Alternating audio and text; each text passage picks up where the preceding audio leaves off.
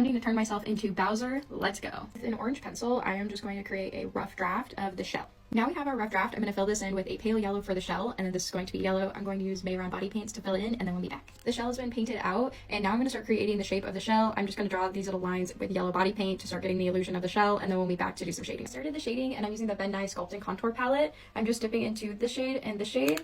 I'm going to be drawing my line, but also pulling that color out to create a gradient as I'm going along. Our shell is now shaded. I did take some body paint just to define each of these lines and make it just pop out a little bit more. We're going to move on to his skin. So his skin is textured because he is a reptile. You don't have to do the reptile texture, but I love texture, so we are going to make some texture. To create the texture, I have my little sponge, and I mixed up like a yellow, peach, and brown shade, and you're just going to lightly pat onto the skin with the sponge and just change up the different orientation of the sponge so that the texture doesn't look similar. We are looking texturized. The texture is pretty dark, but I made it that way because a lot of times the lights are so bright when I take a photo, you just don't even get the details. So make it a little bit darker so it'll appear a little bit more on camera. And now we are going to makeshift a bald cap. I have 2 bald caps on, and we are going to glue this plastic bag on as a bald cap. I'm just going to apply some liquid latex to my forehead so we can tack down the center first.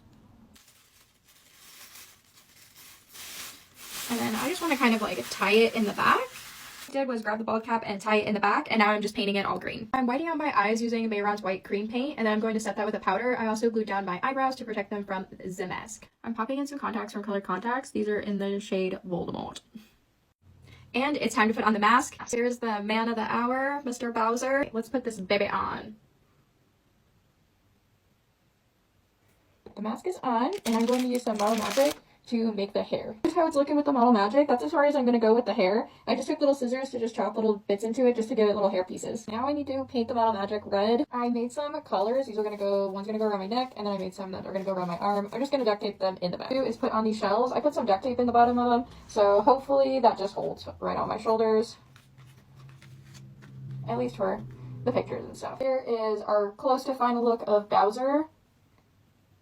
I am going to have Bowser with a twist, so go to the next video to see what I do to give this look a little twist.